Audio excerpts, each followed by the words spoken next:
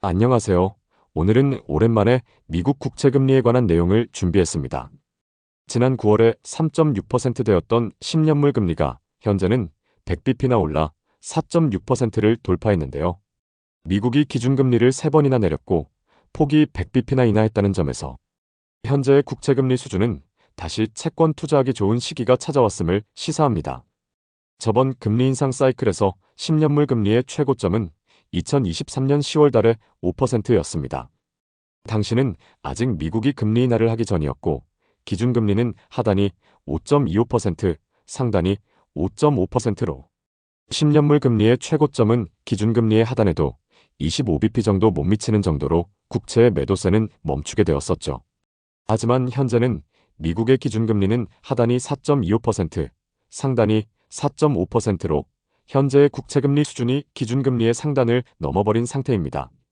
인플레가 계속 떨어질 기미가 안 보인다.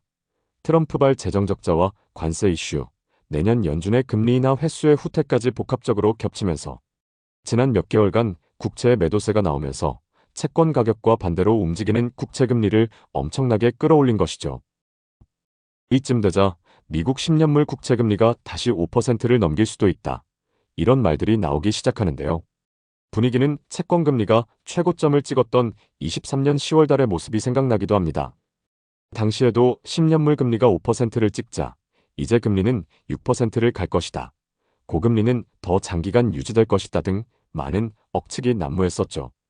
현재의 10년물 금리 차트에다 표준 편차가 241 기준의 볼린저 밴드를 놓고 보면 왜 지금이 다시 채권 투자하기 좋은 시기인지 알 수 있습니다.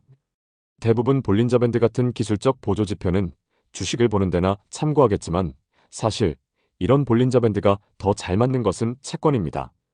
금리나 환율, 빅스 지수와 같은 변동성 지수는 레인지 바운드 범위 내에서 주로 움직이는 자산이기 때문이죠. 그래서 끝없는 추세가 나오는 미국 주식과 달리 금리와 채권이란 것은 기준금리를 두고 채권 가격이 왔다 갔다 특정 범위 내에서만 움직이는 레인지 바운드성 자산으로 금리가 움직이기 때문에 이런 볼린저 밴드를 활용하는 것에는 채권이 더욱 잘 맞을 수가 있습니다. 다만 볼린저 밴드를 활용할 때 주의점은 표준 편차가 짧은 기본 설정으로는 추천하지 않습니다. 차트에서 볼린저 밴드를 띄울 때 그냥 기본 설정인 표준 편차가 21로 사용하게 되면 매매의 신호가 너무 자주 잡히며 잘 맞지도 않습니다. 주식을 보던 채권을 보던 볼린저 밴드는 항상 표준 편차를 241로 설정해야 장기 추세를 파악하는 데 좋습니다. 다시 표준 편차가 241의 볼린저 밴드를 두고 10년물 금리를 보면 실제로 국채에 투자해야 할 시기는 1년에 몇 번 되지 않는다는 것을 알 수 있죠. 2023년 10월달 국채금리가 최고점일 때가 그랬고 올해 4월 말에서 5월 초가 그랬고 또 지금이 그렇습니다. 기술적 분석으로 놓고 보면 지금 채권금리가 높을 때 미국채 투자를 해놔야 한다는 것이죠. 지금 시점부터는 미국 20년 만기 국채 가격을 추종하는 ETF인 TLT를 사모으는 것이 좋은 전략이 될 수 있습니다.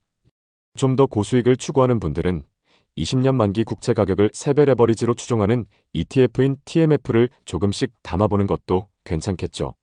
이런 채권 투자를 함에 있어서의 대전제는 지난 수십 년간 미국의 금리 인상 사이클이 끝난 다음에는 세계 경제가 좋게 끝난 적은 단 한 번도 없었다는 역사적 경험을 근거로 우리의 자산을 지키는 대비책을 만드는 것이겠죠. 지금 보는 화면은 미국의 실효연방기금 금리와 10년물에서 2년물 국채금리를 뺀 장단기금리 스프레드입니다. 미국이 금리를 올린 다음에 내리는 과정에서 장단기 금리 역전 현상이 크게 해소되고 그 과정에서 반드시 경기 침체가 일어났던 것이죠. 미세하긴 하지만 코로나 전인 2019년에도 장단기 금리 역전이 일어났다 해소되는 과정이 있었습니다. 2017년부터 시작된 금리 인상이 2019년에 끝나고 금리를 내리는 과정에서 장단기 스프레드는 올라오고 있었죠. 그리고 보이는 회색깔 음영 부분처럼 경기 침체가 찾아오면 미국의 국채금리는 크게 내려오는 추세를 보이며 표시한 부분의 시기에 채권 투자를 했던 세력은 항상 엄청난 채권 가격의 상승을 누볐습니다. 이런 역사적 패턴을 알기 때문에 사람들이 금리 인상이 끝난 다음엔 미국채에 투자하는 것입니다. 앞으로는 종종 채권 금리의 추이나 투자 관점에 대한 얘기를 자주 올리도록 하겠습니다. 그럼 영상을 보신 분들은 연말 마무리 잘하시고 항상 좋은 일 가득하시길 바랍니다.